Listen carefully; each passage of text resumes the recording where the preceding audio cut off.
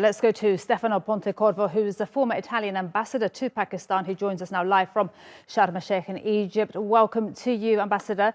Now, Italy is one of the main entry points to Europe for migrants and refugees. It has been for a very long time. So why is Italy doing this?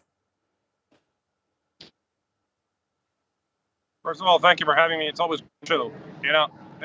Exactly for that reason, Italy has been doing that for a long time. There is a travesty. Italy has never thrown out refugees. What the Italian government maintains, and there is a subtle but very strong legal difference, that these are not refugees or shipwrecks, which is what the Dublin Convention talks about, or castaways. These are actually illegal immigrants. So there is no legal, how can I say, requisite to on board. What the legal point that the Italian government, with some substance, is making is that the Dublin Convention does not apply to them. These are the two ships which are, how can I say, incriminated, are Norwegian and but they should bring them to Norway or Germany. Stefano, now, I just sorry to interrupt that, and I know there is a bit of a shaky line, but has a real proper assessment been done to all of the refugees to actually determine their status? And of course, there is a maritime law that stipulates that they should disembark, correct me if I'm wrong, at the first port. It is, but that applies, first of all, we're talking about a human tragedy, and we must keep that in mind. That's a background. That convention you're talking about and that legal obligation refers to shipwrecks, not to migrants. So here there is, a humanitarian issue, a legal issue, an EU issue, and an internal political issue, which is overshadowing everything else, which is a tragedy.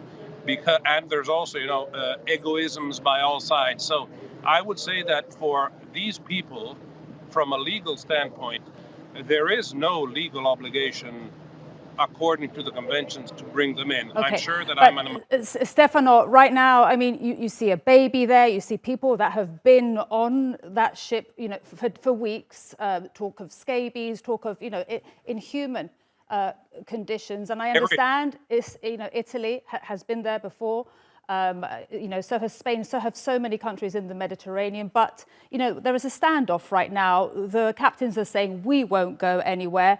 And then you've got these people that are so desperate. Even 3 have already jumped into the water. Surely the standoff can't continue. From a humanitarian point of view, not legal, humanitarian. I agree fully with, I couldn't agree more with what you're saying. I agree fully with what you're saying. The problem is that, this is going to set a precedent. So if the EU steps forward and if the Germans and Norwegians step forward, the standoff is going to disappear. The order to leave the port has been given 4 days ago. They're still there. So there is some flexibility in this position. Well, what I think the Italian government does not want is that this flexibility is taken for granted and that we open the floodgates for 300,000 immigrants. Oh. And it is, I say, you're completely correct. It is a humanitarian tragedy, and I believe that the government is treating it as such.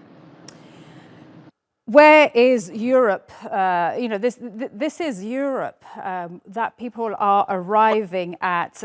Where is the policy, when they arrive there, to share the people, to do what is legal and what is human, and spread what is, the legal duty of Europe? Why is that, or is that not in place? Because there seems to be such a chaotic situation every time. Look, it is not in place. It is, how can I say, unforgivable, but understandable in these circumstances when everybody is overcharged by Ukrainian refugees.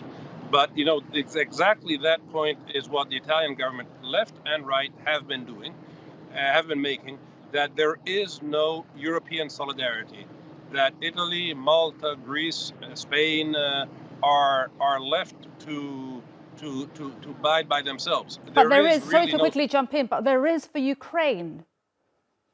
There is for Ukraine, I know. There is for Ukraine. That's a problem. That's exactly the problem.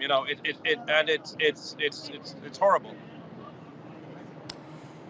Stefano, to be continued. Thank you very much indeed for your time today on this very sensitive situation right now, a standoff there between migrants and the captains. Our line is great. Thank you so much. Our line is very shaky. Stefano Pontecorvo there, former advisor to the Italian Defence Minister and retired Italian ambassador.